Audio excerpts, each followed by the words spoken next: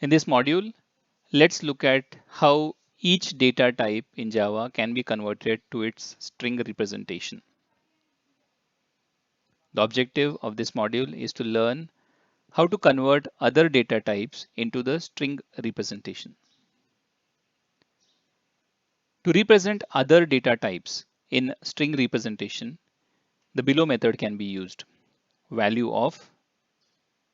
This value of method is overloaded for each data type and the return is always a string. The data type as indicated can be double, long, object, char array, boolean, etc. The data value is converted into its string form by calling the corresponding value of method by the JVM, for example, during concatenation.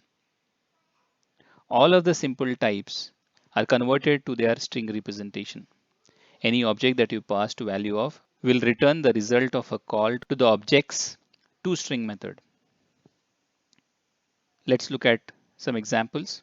Here this representation number is plus 10 is automatically changed to number is plus string dot value of 10. This is because this int needs to be converted into its equivalent string representation. Boolean value is plus false is automatically changed to Boolean value is plus string dot value of false. Addition object colon plus addition is automatically changed to addition obj colon plus string dot value of addition. So this value of invokes the toString method of the addition class. If not present in the addition class, then the toString of the object class is invoked.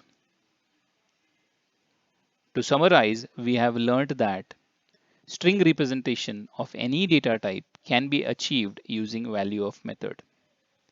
Value of method takes a data type and converts it into the string form. When object is passed as input to the value of method, it internally invokes the toString method of that object.